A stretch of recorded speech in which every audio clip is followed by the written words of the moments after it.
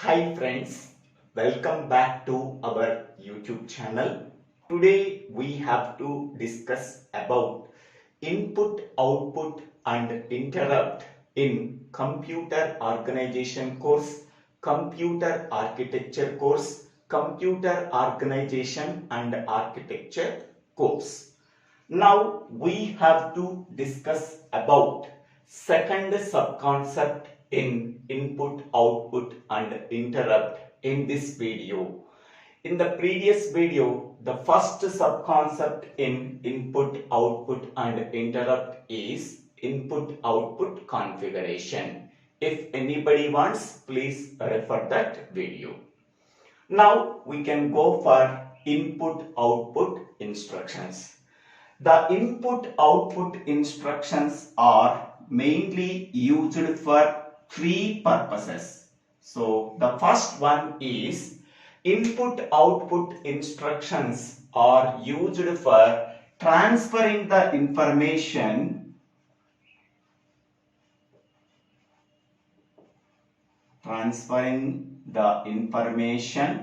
to and from accumulator register.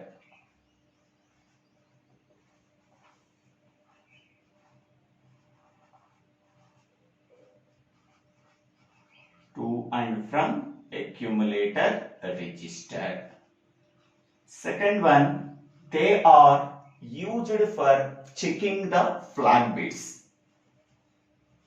Used for checking the flag bits. Next one, they are used for controlling the interrupt facility. Controlling the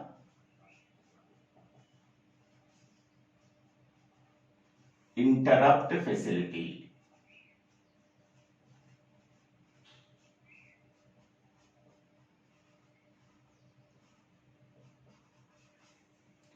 For these three purposes, we have to use the input-output instructions. The first one is input-output instructions are used for transferring the information to and from accumulator register. Second one is they are used for checking the flag bits. Third one is they are used for controlling the interrupt facility. For these three purposes, we have to use an instructions called input-output instructions.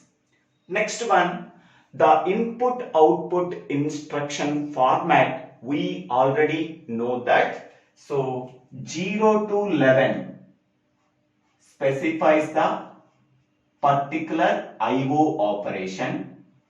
The first 12 bits of the instruction specifies a particular I/O operation, and the next 12 to 15 bits specifies the opcode that contains the value 4 ones.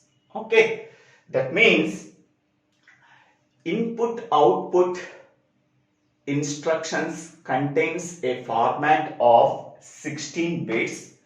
In that 16 bits, the first 12 bits represents a particular I/O operation. Next 4 bit represents a opcode that contains the value 4 ones. Next one, input-output instructions are recognized by the control D7 is equal to 1 and I is equal to 1. Okay. Here the input-output instructions are recognized by the control when D7 value is equal to 1. That means the decoded 7th output, that is D7 is equal to 1, and the mode bit I value is equal to 1. By using these two, we have to identify the input-output instruction. Okay, to identify the input output instruction, we have to use the control D7 value is equal to 1 and I value is equal to 1. And input output instructions have the operation code, that is the opcode value is equal to 4 ones. Next one, input output instructions are executed with the associated with the timing signal T3. So input output instructions are executed with the clock signal associated with the timing signal T3. Okay, so here mainly the input output instructions are recognized by the control. The decoded output D7 value is equal to 1 and the mode bit value I is equal to 1, and input output instructions are executed with clock transition associated with the timing signal T3, and input output instructions have the opcode that is called as operation code 4 ones. Okay, in this way we have to identify the input output instructions. Next one, this table shows the input output instructions that are available in this course. So there are 6 input output instructions are there. So here input output instructions can be recognized by using these 3, D7, I and T3. D7 is the decoded output, 7th one, that is the D7, and I value is equal to 1, and T3 is the associated timing signal. So these 3 components can be denoted by P. So P is nothing but D7, I, T3. Next one, IR of I. So IR is nothing but instruction register. So I is nothing but it represents the bits. Okay, in the IR register 6 to 11 bits are specifying these in 6 instructions. Okay, so first instruction is called as INP instruction. So INP instruction is used for transferring the input information from the input register INPR to the lower order 8 bits of the accumulator register and clears the input flag value is equal to 0. Here INPR register can hold only 8 bit of information. So whatever the input information that is available in the INPR register can be transferred to the first lower order 8 bits of the accumulator. After transferring that information from INPR register to accumulator, it clears the input flag value is equal to 0. So here we are transferring the input character that is entered from the keyboard that is stored in the INPR register in the form of 8 bits. That 8 bits can be transferred to the first lower order 8 bits of the accumulator. Once that operation is completed, we have to clear the input flag value 0. Okay, so this entire instruction can be denoted by PB11, where P is nothing but D7I T3 and B11. So that is the 11th bit in the instruction format.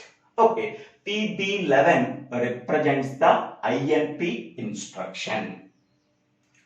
So INP instruction is used for transferring the input information that are entered from the keyboard that is stored in the INPR register, that is input register. That information can be transferred to the first lower order 8 bits of the accumulator. After that, we have to clear the input flag value is equal to 0. This instruction is called as INP instruction. It can be denoted by PB11, where P is nothing but D7, I, D3. B11 is nothing but it represents the 11th bit. Next, second instruction called as OUT instruction.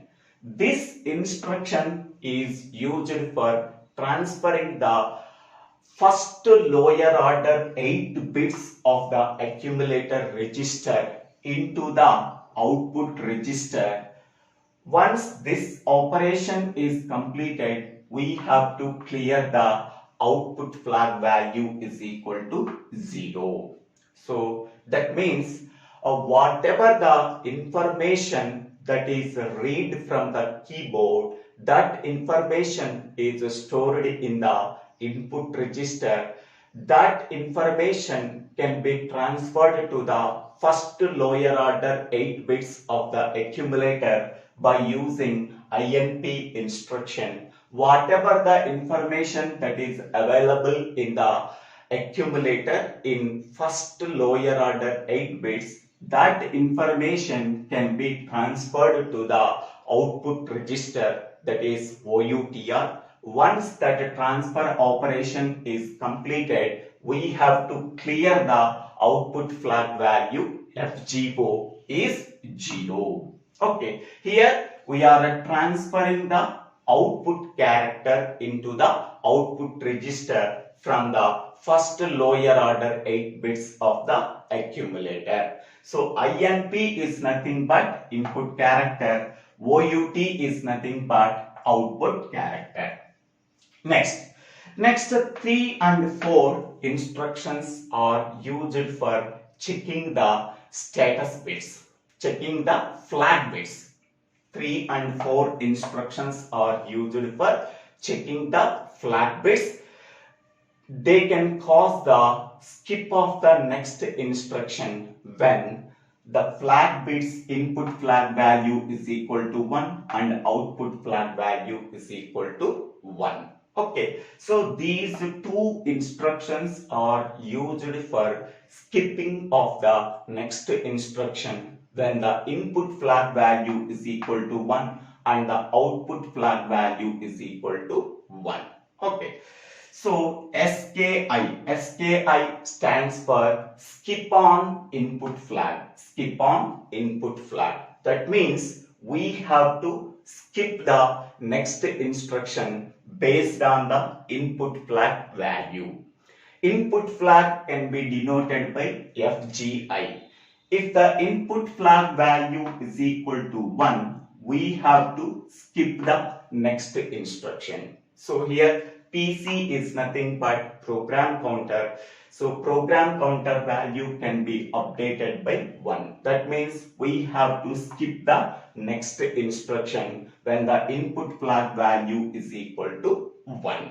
Okay, so this instruction can be denoted by PB9. Okay, next SKO, skip on output flag. We have to skip the next instruction when the output flag value is equal to 1. That is FGO value is equal to 1. We have to skip the next instructions. So these two instructions 3 and 4 can be called as skip of the next instruction based on the flag bit values. If the input flag value is equal to 1 and output flag value is equal to 1, we have to skip the next instruction. Okay. Next, 5 and 6 instructions are used for set and clear the interrupt enable flip-flop. So IEN can be called as interrupt enable flip-flop. It contains either 0 value or 1 value. It contains the value 1. We can say that interrupt enable on. If it contains the value 0, we can say that interrupt enable off. So these two instructions are used for set and clear the interrupt enable flip-flop. Interrupt enable flip-flop can be denoted by IEN. If IEN value is equal to 1, that can be called as interrupt enable on. This instruction can be represented by using PB7. So that is the instruction name can be called as ION, interrupt enable on. Next, second instruction is interrupt enable off. That is represented by using the instruction IOF.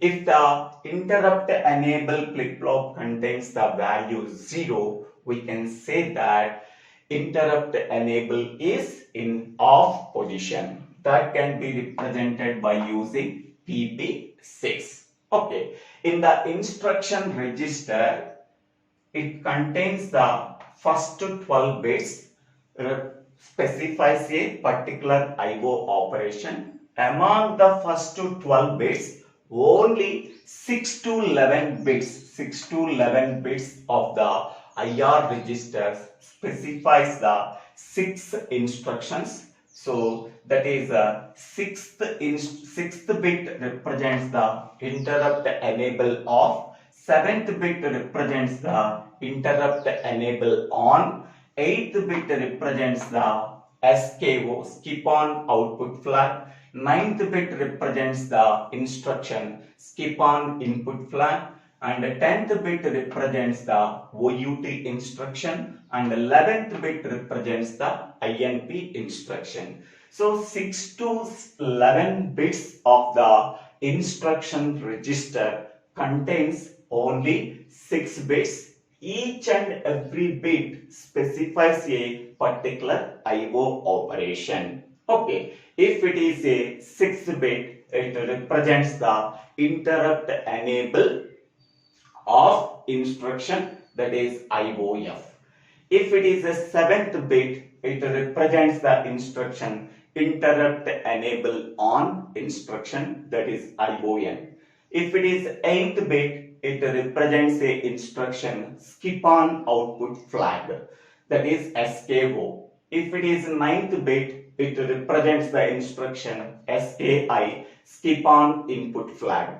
If it is a 10th bit, it represents the OUT instruction. If it is 11th bit, it represents the INP instruction. So B represents the bit. So 6, 7, 8, 9, 10, 11 represents the bit number. And P represents the D7, I, T3. Input-output instructions are represented by using the control D7 value is equal to 1, I is equal to 1. Input-output instructions are executed with the clock transition associated with the timing signal T3. This entire content can be represented as P. It is common to all input-output instruction. Next one, here the sequence counter value can be initialized to 0 when P value is equal to 1. So here when P value is equal to 1, so the sequence counter value can be initialized to 0. So P is nothing but D7 I T3. D7 I T3 value is equal to 1, then the sequence counter can be initialized to 0. So sequence counter can be initialized to 0 when P value is equal to 1. P is nothing but D7 I T3. That is called as clear SC instruction. Okay, so in this video we have to discuss about what is the purpose of input-output instructions. There are three purposes are there. Input-output instructions are used for transferring the information to and from accumulator register. Second one, they are used for checking the flag bits FJ, FGI and FGO. And third one, they are used for controlling the interrupt facility by using ION and IOF instructions. And input-output instructions have the operation code 4 ones in 12 to 15 bits, and 0 to 11 bits specifies a particular IO operation. Input-output instructions are recognized by the control D7 is equal to 1 and I is equal to 1. Input-output instructions are executed with clock transition associated with the timing signal T3. Okay, so D7 I T3 can be represented by letter P. It is common to all input-output instructions. So here we have to use only 6 to 11 bits of the instruction register.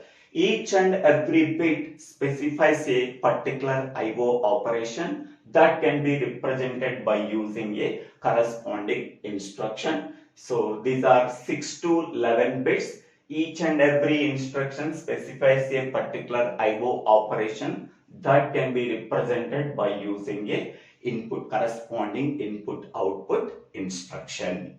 So this is the description about input-output instruction. I hope all of you understanding this video. If you really understanding this video, please click on the like button and share this video to your friends and classmates. If you have any doubts, please put your doubts in the comment section. I will try to clarify your doubts. If you really like this video, please subscribe my YouTube channel. So DIVVELA SRINIVASA. After subscribing my YouTube channel, click on the bell icon to get the future updates in my YouTube channel. For better understanding of computer architecture or computer organization course, go to this channel, go to the playlist called Computer Organization and Computer Architecture course. In the next video, we have to discuss about program interrupt and interrupt cycle. That is the third sub-concept in input, output and interrupt. Thank you one and all for watching this video.